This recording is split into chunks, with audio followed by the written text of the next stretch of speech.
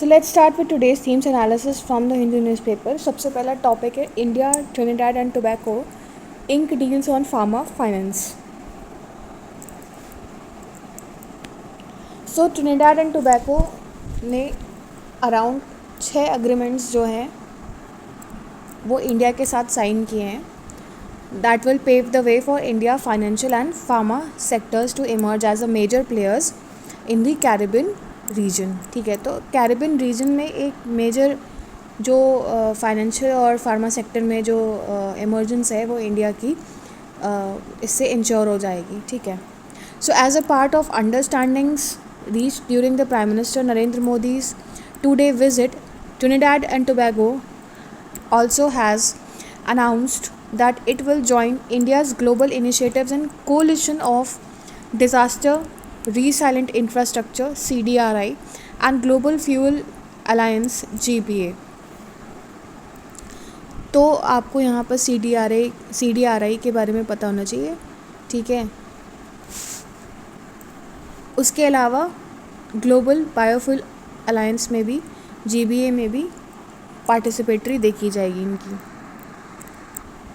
The two sides also signed an agreement on Indian grant assistance for implementation of quick impact projects, that is QIPs, in Trinidad and Tobago. Through this MOU, the government of India will provide grant funding for the implementation of short gestation QIPs, which will not exceed $50,000 for each project.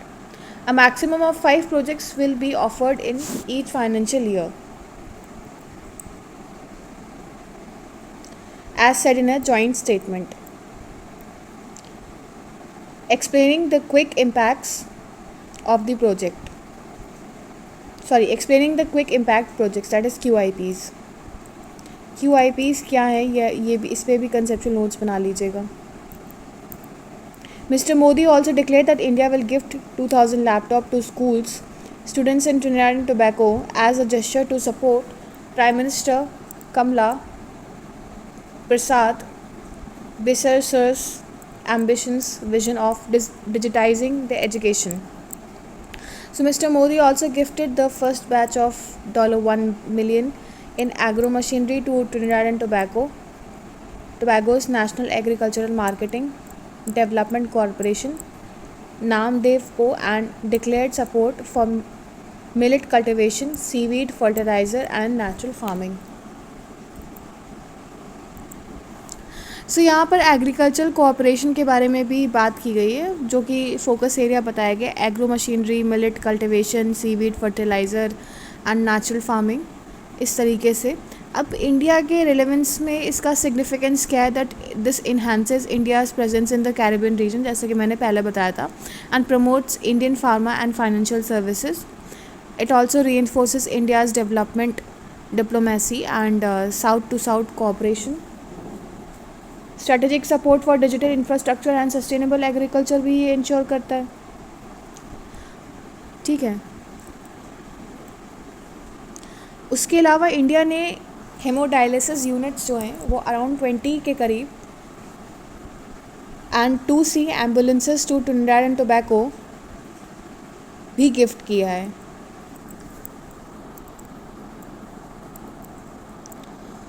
So this will help in providing the healthcare services to the island nations. India also extended help to train the Hindu religious practices Pandits of Trinidad and Tobago and Caribbean Sea. The Prime Minister expressed appreciation for TNT's strong support and solidarity extended to the people of India in the wake of Pahalgam terror attack. The two leaders reaffirmed their commitment to fight terrorism in all forms and manifestation.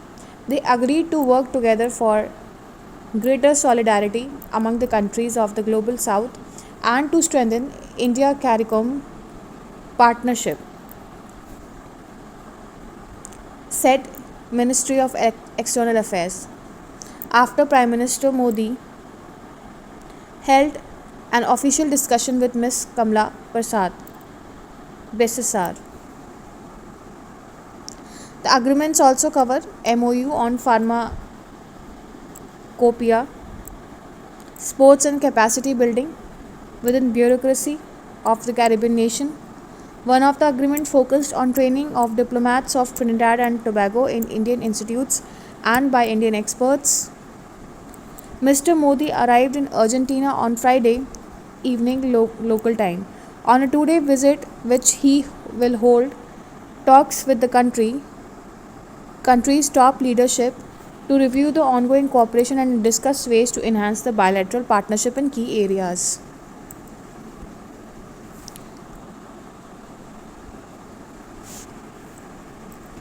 In Buenos Aires, he laid a wreath at the memorial of General Jose D. San Martin, regarded as national hero in Argentina, and was later received by President Javier Milei at Casa Rosada, the seat of Argentina government. अब इसका UPSC के aspect में relevance क्या है कि सबसे पहले India's foreign diplomacy के ऊपर आप थोड़ा सा लिख सकते हैं with respect to these nations Trinidad and Tobago and Argentina, ठीक है। और उसके अलावा इकोनॉमिक डिप्लोमेसी क्या है, फिर international organisations like CDRI, GBA, ये जितने भी ऑर्गेनाइजेशंस हैं जैसे कि मैंने बताया है, इस पे आप क्या कहते हैं थोड़ा सा नोट्स बनाइएगा। फिर Indian and Caribbean Nations relations के ऊपर भी थोड़ा सा आप एनालिसिस करके आप, क्योंकि ये मेंस में क्वेश्चंस ऐसे आ सकते हैं। फिर सस्टेनेबल डेवलपमेंट गोल्स की बात हो गई, एजुकेशन की बात हो गई, सस्टेनेबल एग्रीकल्चर की बात हो गई, डिज़ास्टर मैनेजमेंट कोऑपरेशन के ऊपर हो गया। इस तरीके से आप अगर नोट्स बनाओगे ना, so this will help you in answer writing, और ये प्रैक्टिस अभी से शुरू करनी होगी। अच्छा, जिन लोगों को भी गाइडेंस चाहिए, ठीक है, लाइक अभी एक पर्सन ने कमेंट किया था, सो आप मेरे जीमेल अकाउंट पे मेल करिए, या इंस्टाग्राम अकाउंट जो है उस पर आप मेल कर सकते हो for personal mentorship and guidance, and I would do that because comment में इतना सब एक्सप्लेन करना इट इज़ नॉट पॉसिबल, ठीक है।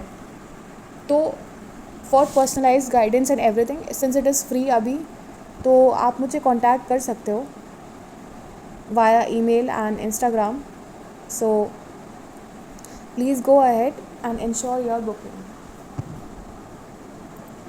उसके अलावा अगर हम प्रोबेबल क्वेश्चंस की अगर हम बात करें, तो सबसे पहला तो इस तरीके के क्वेश्चन आ सकते हैं कि CDRI जो है वो इनिशिएटिव लेड बाय किससे है, ठीक है, UNDP, वर्ल्ड बैंक, इंडिया और ASEAN, so it is definitely India. QRPs under India's development partnership primarily aim to, so you can promote high value infrastructure projects, support short term duration community development initiatives, fund military cooperation, subsidize pharmaceutical exports। इस तरीके से आप जो है आप answer निकाल सकते हो, सॉरी क्वेश्चंस जो है प्रिपेयर कर सकते हो। तो ये जो इंस्टीट्यूशंस बताए ना, इस पर सिर्फ इतना ही नहीं, और ज़्यादा कंसेप्चुअल बेसिस पे भी आप क्लैरिटी प्लीज़ अपना गेन कर लीजिएगा एनालिसिस करके, ठीक है। फिर which of the following countries recently join India's global biofuel alliance, so that is Trinidad and Tobago. So इस तरीके के क्वेश्चंस जो है ना कभी कभी डायरेक्टली भी पूछे जाते हैं, और हो सकता है कि ये अदर कॉम्पिटिटिव एग्ज़ाम्स में पूछ लिए जाएँ। फिर मेंस पर्सपेक्टिव से भी देख लेते हैं। Discuss the significance of India's development partnership in initiatives such as quick impact projects in strengthening ties with small island nations. How do India's global alliances like the CDRI and Global Biofuel Alliances contribute to achieving the SDGs and enhancing India's soft power? Evaluate the role of digital diplomacy in India's foreign relations with reference to India's assistance to Trinidad and Tobago. So इस तरीके के questions जो हैं वो आ सकते हैं, और आपको थोड़ा ध्यान देना पड़ेगा specifically with respect to mains, ठीक है। और प्रीलिम्स में तो वो जो CDRI है और आपका ग्लोबल बायोफ्यूल अलायंस है और QIPs हैं, ठीक है, इन पे आप थोड़ा सा कंसेप्चुअल नोट्स बना लीजिएगा because it would be very helpful, ठीक है। और मेंस में तो इसी तरीके से लिंक करके क्वेश्चंस आएंगे जैसे कि आपको दिख रहा है स्क्रीन पे।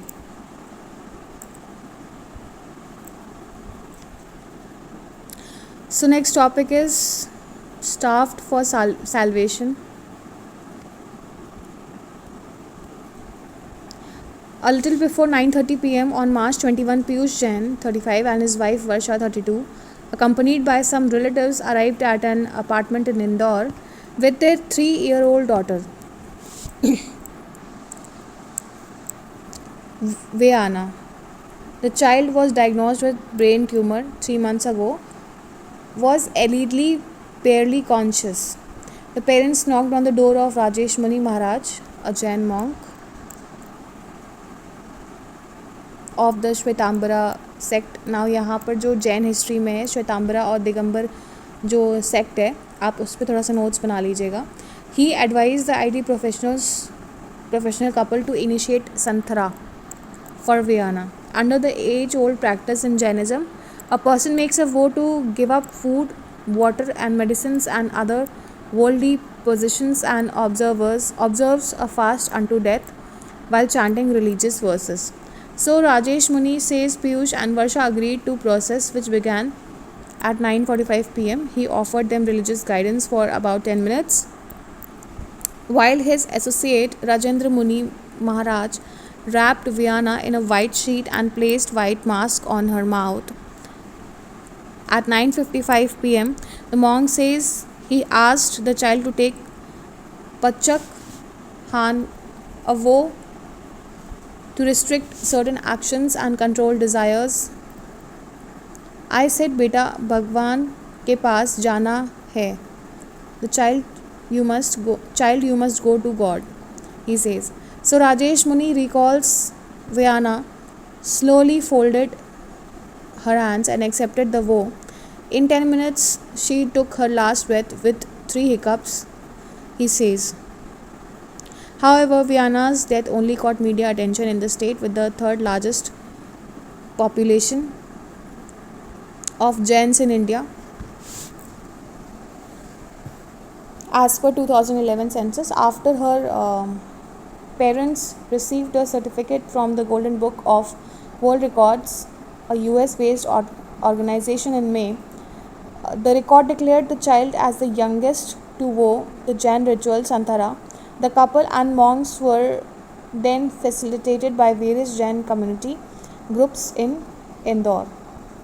So now this is raising question as the news of the death spread.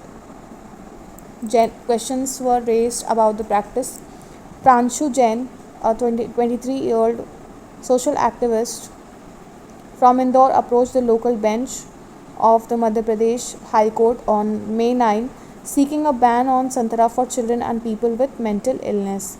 The Union and State Environment National Human Rights Commission the Union and State Governments National Human Rights Commission, यहाँ पर National Human Rights Commission जो है वो important है. Madhya Pradesh police and Indore Collectorate are among the respondents. On June 16, the court directed the petitioner to include the girls' parents as respondents too.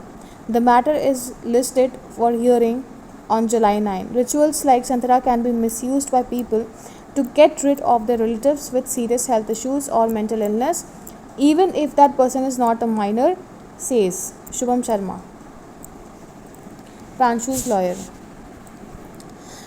Such kind of practices are to be made when the person is on the mark of sannyas. ये randomly किसी person से नहीं हो सकता. Like I am also on that path of I'm a spiritual person, but such kind of Santhara practices are not, I'm not against any Jain religion or something like that, but आप खुद ही सोचिए कि जिस बच्चे को, जो बच्चा सिर्फ 3 साल का है, उसको खुद की अकल नहीं है कि क्या करना है क्या नहीं करना है, आप उससे एक वो ले लेते हो, दिलवा देते हो कि आप वो मेडिसिन और खाना पीना सब कुछ छोड़ देगा. तो मतलब ये देखिए पेरेंट्स भी कितने खुश लग रहे हैं. मुझे ये चीज़ समझ नहीं आती है कि लोग ब्लाइंडली क्यों चले जाते हैं, लोग अंधविश्वास में क्यों चले जाते हैं. ठीक है, Jainism is also full of scientific reasonings. ठीक है, वहाँ पर आप देखिए जो भी हमारा कल्चर है हिंदुज़म से मैच करता है कहीं ना कहीं. जो भी गॉड्स एंड गॉडेसेस हैं, every gods and goddesses are worshipped as per our culture also. So I think कि लोगों को ये चीज़ जानने की ज़रूरत है कि एक एज होने पे या एक संतों का काम होता है, everybody can not do that, है ना। और उसके लिए कुछ, ये आप अचानक से संतरा प्रैक्टिस नहीं कर सकते, उसके कुछ नियम होते हैं, ठीक है। मुझे ये नहीं समझ आ रहा कि इन्होंने कैसे वो दिला दी उसको, बिकॉज आई थिंक लीगली तो ये होना चाहिए कि in every religion whether it be Jain और बुद्धिज्म, कि वो इंसान की खुद के प्रेजेंस ऑफ माइंड की वजह से होना चाहिए, ठीक है। I don't know what is it, but I'm not against any religion, but yes, I think that कुछ ऐसी चीज़ें हैं, हाँ, जहाँ पर अगर कोई इंसान willingly संथरा प्रैक्टिस करता है तो वहाँ की बात अलग होती है, but because traditions are traditions, but अगर कोई इंसान अभी काफ़ी यंग है और इस तरीके से वो फास्ट करता है या कुछ, तो मतलब मुझे लगता है कि अभी वो खुद डिसीजन लेने के योग्य नहीं है, पात्र नहीं है, तो कहाँ से वो फिर डिसीजन ले पाएगा। सो इस चीज़ को एक रिलीजियस जो हैं इंस्टीट्यूशंस, उन्हें भी अपहोल्ड करना चाहिए कि अच्छा, certain age of people can not do that, ठीक है। जो विलिंगली करना चाहता है, ठीक है, उसके लिए बात अलग है। अब आप एक 3 साल के बच्चे से करा रहे हो, उसमें क्या ही अकल होगी। So next is CAQM response to government request awaited, no end of life vehicles impounded in Delhi.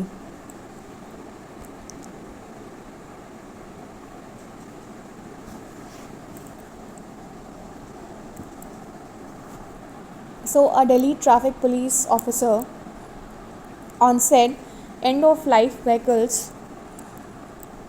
are not being impounded at fuel stations in the national capital.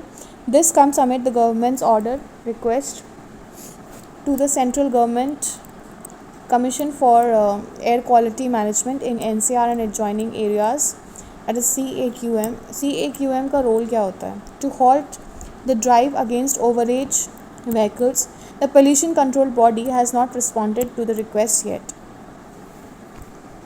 तो अभी तक कोई अनाउंसमेंट नहीं हुआ है। अब यहाँ पर बेसिकली यूपीएससी के बेसिस पर रेलेवेंस का ये टॉपिक हम पहले डिस्कस कर चुके हैं, पहले की जो वीडियोस है उसमें मैंने ऑलरेडी डिस्कस कर दिया है, ठीक है।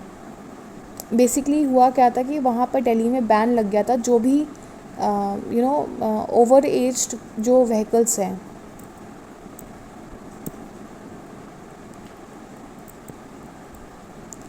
ठीक है, ओवर एज जो व्हीकल्स हैं, एक सर्टिफिकेट प्रोवाइड होता है कार्स में, ठीक है, कि कितने साल तक ये पोल्यूशन बहुत ज़्यादा सेक्रेट नहीं करेगी, ठीक है। After certain time, I think it is around 10 years, like after certain times emissions जो हैं वो और ज़्यादा बढ़ने शुरू हो जाते हैं, ठीक है। तो इन्हें ओवर एज्ड व्हीकल्स कहा जाता है। तो यूपीएससी के बेसिस में इसका रेलेवेंस क्या है? इन्वायरमेंटल कंसर्न्स, ठीक है, मैनेजमेंट ऑफ पोल्यूशंस, फिर आपका ये CAQM जो है ये इम्पॉर्टेंट है। फिर मेंस में इस तरीके से क्वेश्चंस आ सकते हैं कि एंड ऑफ लाइफ व्हीकल्स जो ELVs है उसके इम्प्लीमेंटेशंस करने चाहिए या नहीं करने चाहिए, और अगर करने चाहिए तो नॉर्मल लोगों पे क्या असर पड़ता है। Like if you are a district magistrate, और या तो आप कहीं ना कहीं से जो सेक्रेटरी होते हैं, कैबिनेट सेक्रेटरी होते हैं, उनसे आप लिंक्ड हैं या आप उसका पार्ट हैं, तो आप किस तरीके से इम्प्लीमेंट करेंगे। सो आप ऐसे लिख सकते हो आंसर्स कि सबसे पहले तो ELV का बैकग्राउंड दे दो कि because of environmental pollution and sustainable development practices, it is necessary to implement ELVs, but yes, not rapidly, ठीक है, मतलब अचानक से नहीं आपको implement करना है। certain levels of notice are to be given so that people may get ready, ठीक है। एंड ये जो चीज़ें ना, अब जैसे बहुत लोग अफोर्ड नहीं कर सकते व्हीकल्स, ठीक है, तो इस तरीके से आप रीजनिंग दे सकते हो और फिर उसको कि स्लोली अब ये जो है ये प्रोसेस 1 साल का 2 साल का नहीं है, this will take around 5 to 10 years, ठीक है, to replace the old vehicles, over aged vehicles, isn't it. So इस तरीके से आप अपने नोट्स बना सकते हैं कि अगर आता है क्वेश्चन कि ELV का इम्प्लीमेंटेशन इंपॉर्टेंट है या नहीं, डिस्कस करिए with reference to the preparedness of India with respect to this, या इस तरीके से मतलब क्वेश्चंस आ सकते हैं, ठीक है। तो अब इस टॉपिक से देखिए ये इस टाइप के क्वेश्चंस आ सकते हैं, like consider the following statements regarding end of life vehicles, ठीक है। तो ये इस तरीके के जो स्टेटमेंट्स हैं ये आपसे पूछे जा सकते हैं।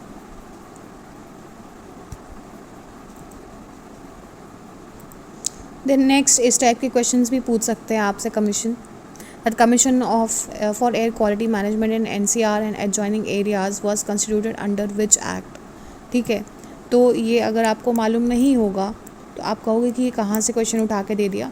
तो ये इन्हीं पॉइंट से उठा के देते हैं। उसके अलावा ANPR के बारे में भी, ANPR automatic number plate recognition technology जो है sometimes seen in news is used for which? So it is used for tracking the vehicular movement and enforcing road rules. फिर आ जाता है ये जो मेंस के अगर प्रॉबेबल क्वेश्चंस की बात करें तो discuss the challenges faced in implementing bans on end of life vehicles in urban centres like Delhi. How can technology help in effective enforcement of such bans. दूसरा ये आ सकता है critically examine the role of Commission for Air Quality Management CAQM in tackling vehicular emissions in the NCR region. Suggest the measures to overcome systematic challenges in enforcing pollution control directives. Automatic number plate recognition ANPR systems are increasingly used for environmental enforcement in urban India. Discuss the advantages and limitations of deploying such aspects. सो इस type के questions जो हैं इस topic से आ सकते हैं। Moving on to next, prove FRA damaged forest says tribal affairs ministry. So a little over 6 months after the release of the Indian State of Forest report which attributed negative changes in the forest and tree cover to the implementation of the Forest Rights Act and other factors, the Tribal Affairs Ministry had asked the Environment Ministry to provide evidence for the claim. So we all know कि ये forest rights जो act है उसमें कुछ संशोधन किया गया था। ठीक है,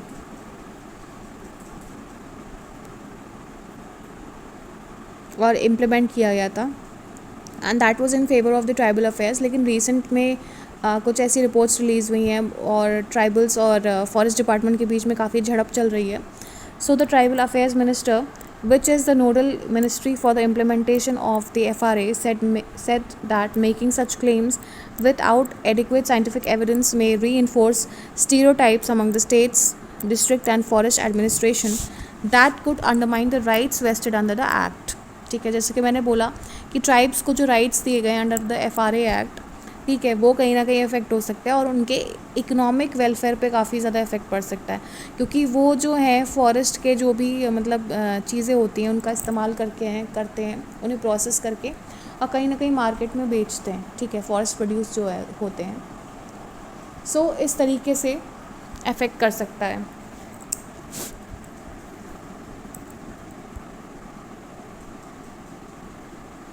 सो उससे रिलेटेड सेंटर को लेटर भी भेजा ट्राइबल अफेयर्स मिनिस्ट्री ने।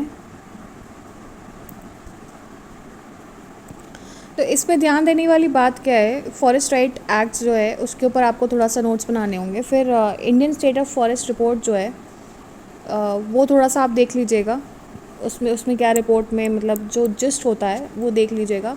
फिर क्वेश्चंस कैसे आ सकते हैं, दैट मेंस बेस्ड ही बेसिकली ये आ सकते हैं।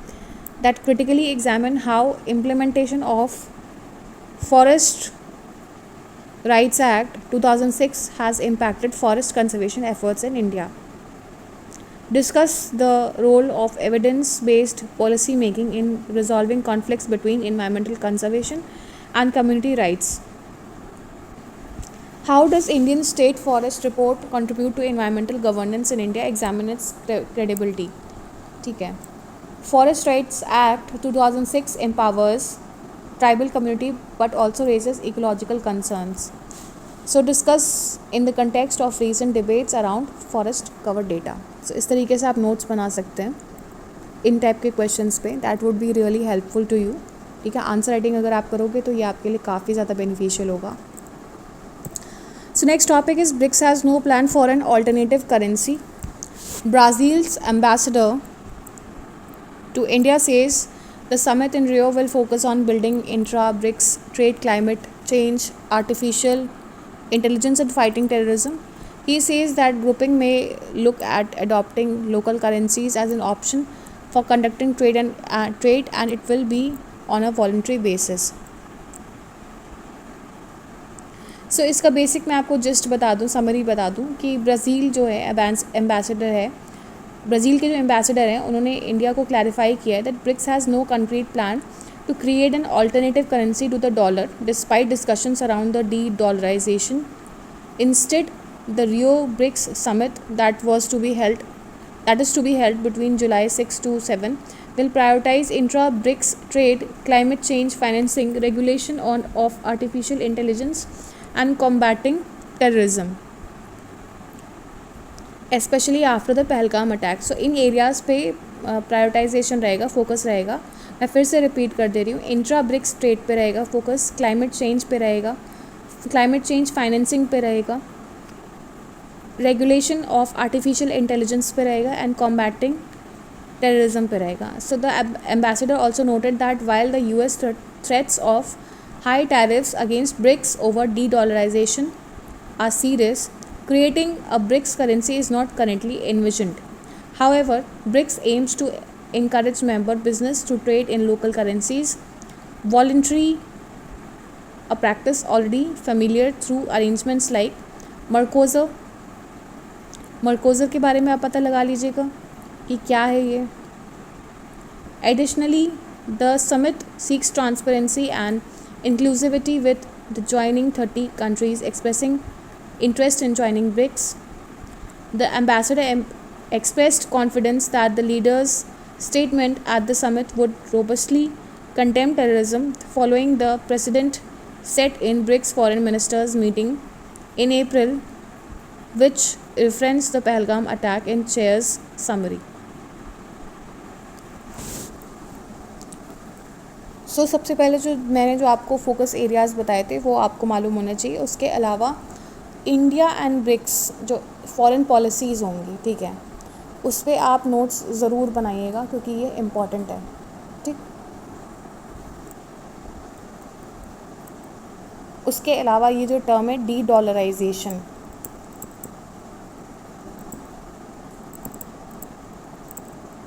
अगर ये हो जाता है तो उस पर US पे क्या इफ़ेक्ट पड़ता है, ठीक है, और इंडो US ट्रेड टाइज पे क्या इफ़ेक्ट पड़ता है, वर्ल्ड में क्या इफ़ेक्ट पड़ेगा. इस तरीके से ऐसे प्रिपेयर कर लीजिएगा, एक तरीके से conceptual. So next topic is on early Earth. A little heat could have led to complex life. Billions of years ago, a rock crack exuding heat could have gathered different types of biomolecules together and kick-started protein synthesis.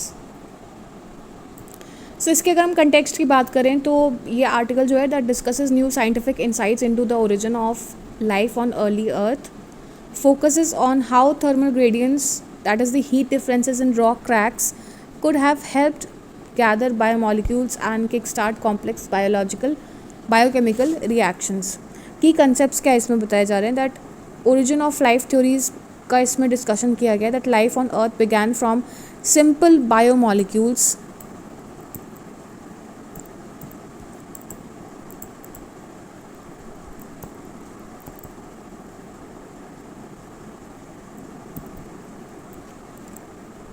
that eventually form complex structures like cells. Critical step protein synthesis, which requires specific conditions and high local concentrations of biomolecules. फिर दूसरा जो इसमें discussion हो रहा है thermal gradients as a driving force के ऊपर हो रहा है, that experiments showed that heat gradients between rock surfaces, example cracks in rocks, could concentrate biomolecules in one place. Biomolecules कौन से biomolecules? That is DNA, RNA and amino acids. मतलब इनके कहने का मतलब ये है कि जो एक्सपेरिमेंट ने बताया कि अगर हीट ग्रेडियंट्स होते बिटवीन द रॉक सर्फेसेस तो वो कॉन्सेंट्रेट कर देते DNA, RNA and amino acids, that is biomolecules in one place, और ऐसी कंडीशंस क्रिएट कर देते जिससे केमिकल रिएक्शन फर्दर इन्हांस हो जाता.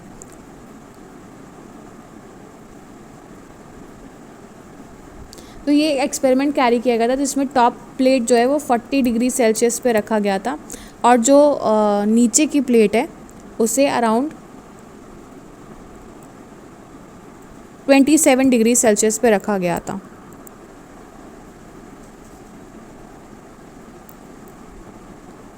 तो ये आप देख रहे हैं, this is the figure, this is the figure.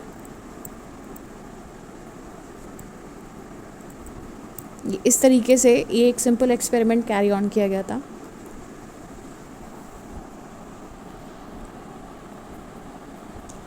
सो अब अगर हम इम्प्लीकेशंस की बात करें एस्ट्रोबायोलॉजी में, तो this supports the idea that life में emerge wherever similar conditions exist, example on other planets or moons, and this adds as an evidence to abiogenesis theory, life from non-living matter.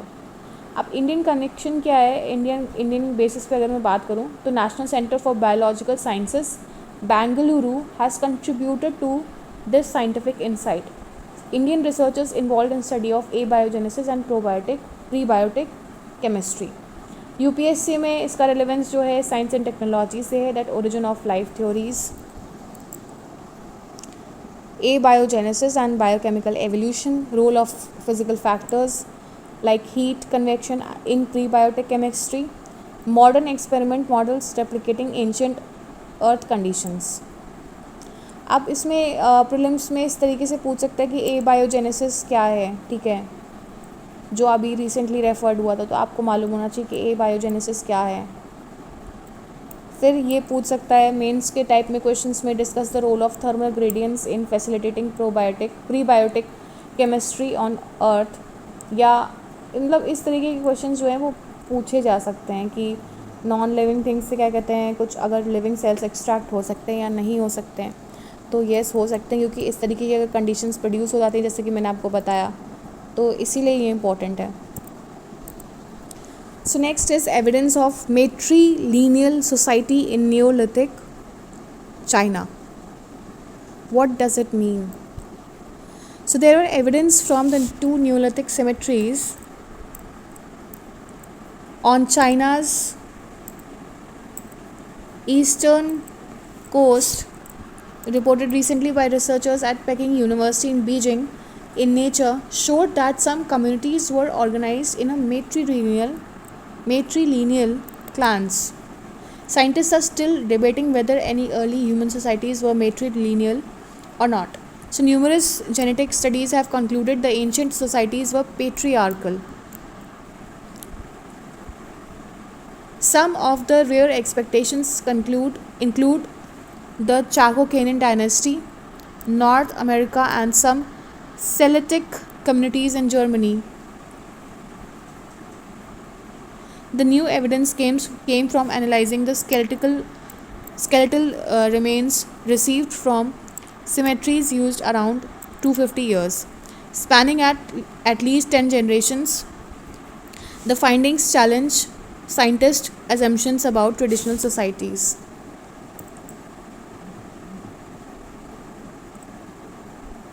सो मैं अगर basic gist की बात करूं, मतलब जो basic मैं आपको शॉर्ट में बता दूं कि यहाँ पर एविडेंस मिला है 2 न्यूलिथिक साइट्स सेमेट्रीज से, न्यूलिथिक जो सेमेट्रीज हैं इन नॉर्दर्न चाइना से, नॉर्थ वेस्टर्न चाइना से, एंड दे टेल की जो मेट्रीलिनियल जो सोसाइटी है वो भी एग्जिस्ट करती थी. डीएनए एक्सट्रैक्ट किया गया है from human remains dating to about 7,530 to 6,900 years.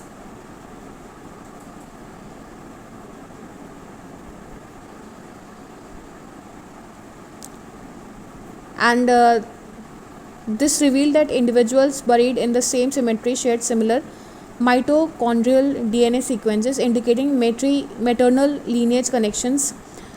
Researchers noted that males were genetically diverse while females were more closely related, implying women remained in their birthplace while men migrated, consistent with matrilocal and matrilineal social structures.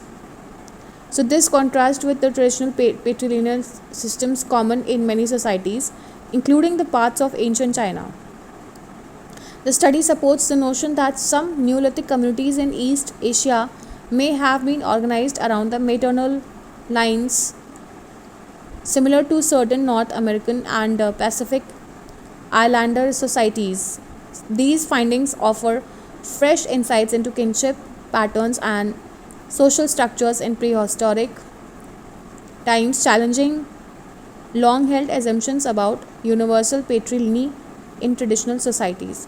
अब probable questions कैसे आ सकते हैं? That discuss the significance of DNA analysis in reconstruction social structures reconstructing social structures of prehistoric societies.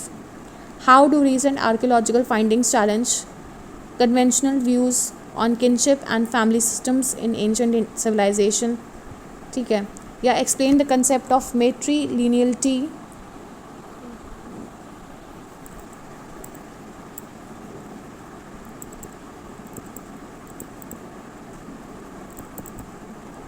and highlight its significance in the study of human cultural evolution. तो इस तरीके के questions जो है आ सकते हैं, ठीक है. इनडायरेक्टली दे कैन आस्क, या मेट्रीलिनियलिटी की जगह पेट्रियार्कल जो सेटअप है उससे क्या मतलब एक ट्रेंड चला आया है सोसाइटी में, क्या इम्पैक्ट पड़ता है, ठीक है. उसके प्रोज एंड कॉन्स क्या आते हैं, इस तरीके से क्वेश्चंस आ सकते हैं. So next topic is what are pros and cons of the ELI scheme, what are the incentives of employment linked incentive and whom will it benefit.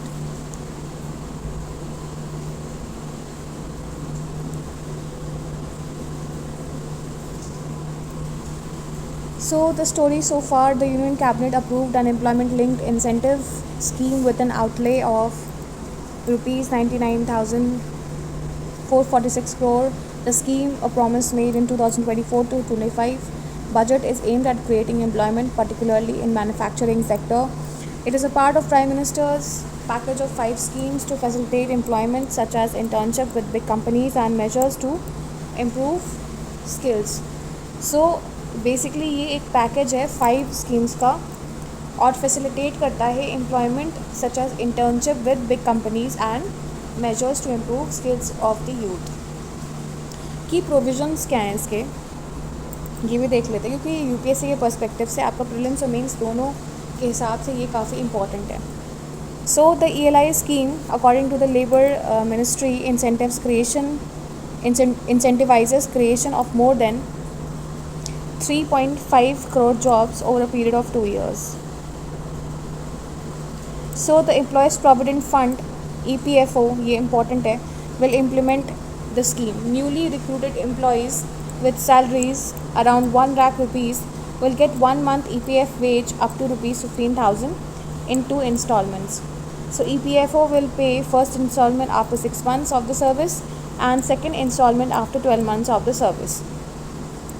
Both as direct bank transfer, a portion of incentive will be kept in a savings instrument of deposit account of a fixed period and can be withdrawn by the employee at a later date. So the establishment registered with the EPFO will get up to rupees 3,000 per month for 2 years. For each additional employee and sustained employment for at least 6 months, the center adds that for manufacturing sector, incentives will be extended to the 3rd and 4th years as well. तो यानी कि इसमें simple सी बात ये कही जा रही है कि जो EPFO है वो इस स्कीम को इम्प्लीमेंट करेगा, जो ELI की जो स्कीम है उसको इम्प्लीमेंट करेगा. अब उसमें होगा क्या कि जो न्यूली रिक्रूटेड एम्प्लॉयज़ हैं जिनकी salaries up to 1 lakh rupees हैं, ठीक है, will get a 1 month EPF wage up to rupees 15,000 in 2 installments. ठीक है, तो सबसे पहला इंस्टॉलमेंट 6 महीने बाद होगा of the service and the second instalment will be of around after 12 months. दोनों को ही डायरेक्ट बैंक ट्रांसफ़र जो है वहाँ से direct bank transfer that is DBT के माध्यम से दिया जाएगा और a portion of incentive will be kept in a savings instrument as of a deposit account for a fix period and can be withdrawn by the employee at a later date. मतलब simple भाषा में ये कह रहे हैं कि जो incentive मिलेगा उसका जो एक थोड़ा सा अमाउंट है वो savings as a savings instrument जो है that would be deposited in the account for a fix period. ठीक है, और लेटर ऑन इसे एम्प्लॉय, ठीक है, विदड्रॉ कर सकता है. The establishments registered with EPFO will get up to rupees 3,000 per month for 2 years for additional employee with sustained employment after 6 months. The center adds that for the manufacturing sector incentives will be extended to third and fourth year.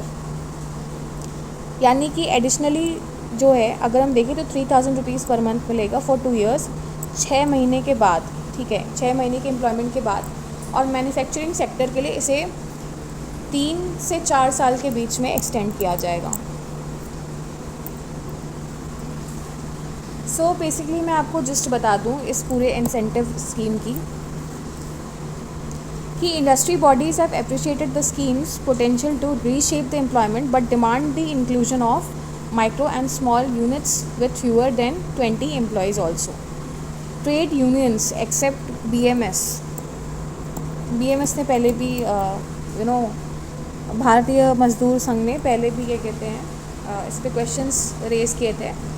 have raised concerns fearing workers' fund might benefit employers as seen in the production linked incentive schemes. PLI schemes में जो shortcomings हुई हैं उसको ध्यान में रखते हैं. उनको ये फियर है भारतीय मजदूर संघ को कि इसका जो फ़ायदा है वो एम्प्लॉयर्स जो हैं वो उठा सकते हैं.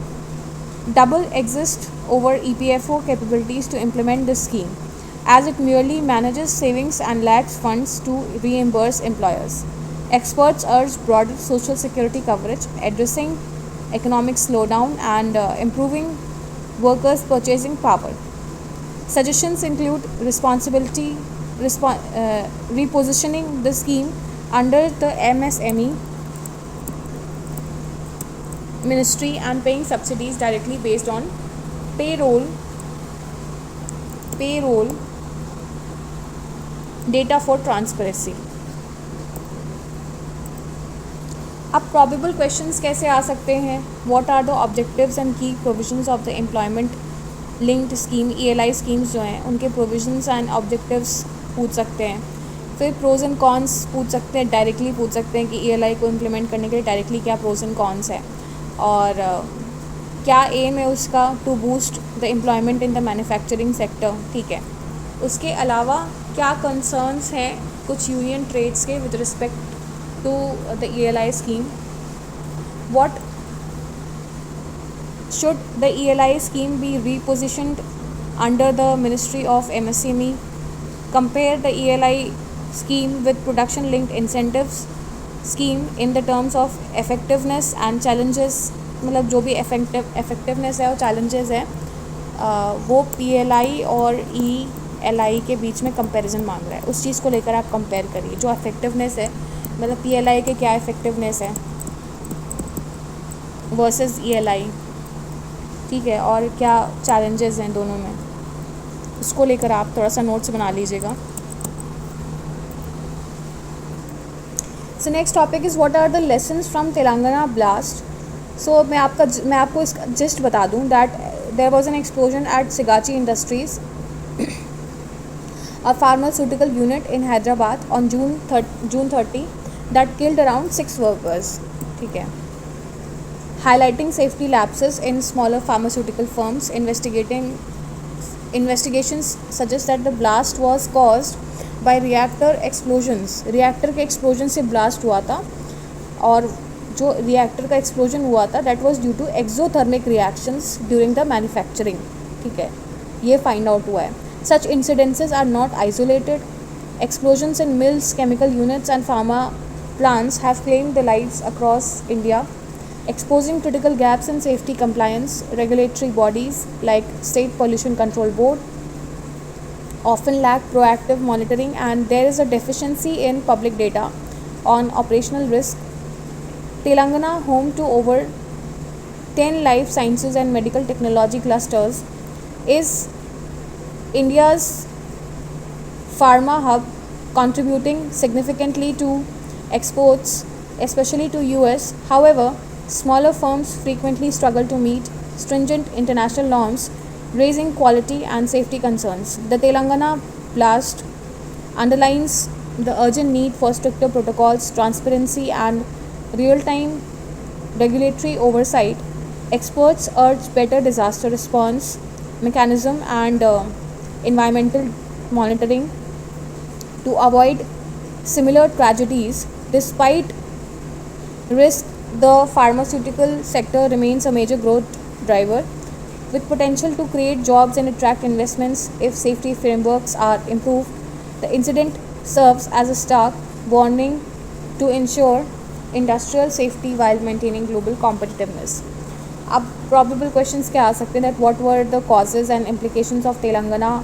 देखो ये डायरेक्ट तो नहीं पूछेंगे, बट इस तरीके से पूछ सकते हैं कि जो एक्सप्लोजन्स होते हैं इंडस्ट्रीज़ में उसको कैसे डील करना चाहिए, क्या डिज़ास्टर मैनेजमेंट स्ट्रैटेजीज़ होनी चाहिए, इस तरीके से पूछ सकते हैं. Discuss the regulatory challenges faced by India's pharmaceutical sector in ensuring safety compliance. Why are smaller pharmaceutical firms more vulnerable to safety lapses? Explain the significance of India's pharmaceutical industry. Okay. उसके अलावा ये पूछ सकते हैं कि what are the measures needed to enhance safety in pharmaceutical manufacturing industries or units. तो इस type के क्वेश्चंस आपसे पूछे जा सकते हैं. या ये पूछ सकते हैं कि discuss the role of regulatory bodies like the state pollution control board in preventing industrial accidents. इस टाइप के क्वेश्चंस आ सकते हैं. So next topic is why is Maharashtra debating over Hindi. Maharashtra's linguistic debate erupted after the government proposed making Hindi the third language in the government primary schools under the National Education Policy 2020. अब oppositions आए from regional parties. ठीक है, oppositions जो हैं वो regional parties ने इस पर create किया. ठीक है, civil society जो हैं and academics जो हैं वहाँ से भी काफ़ी ज़्यादा repulsion आया.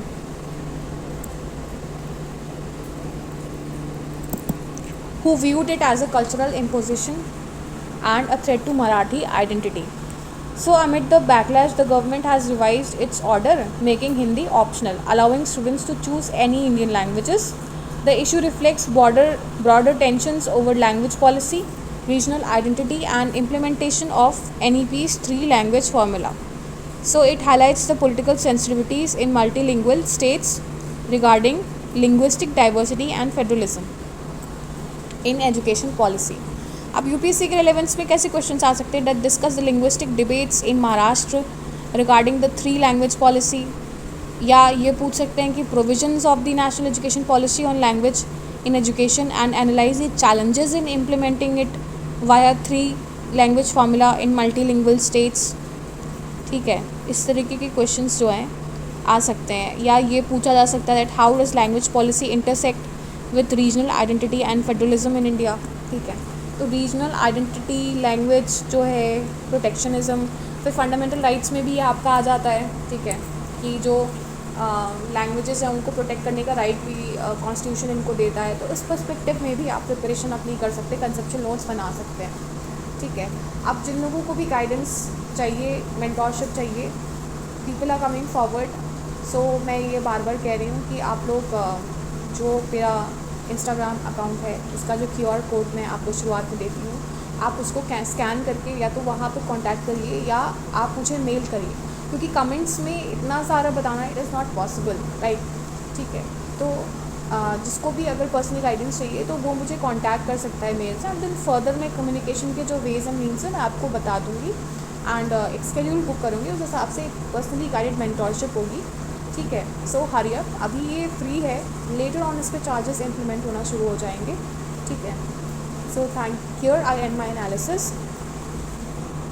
This was the last topic. Thank you and have a nice day.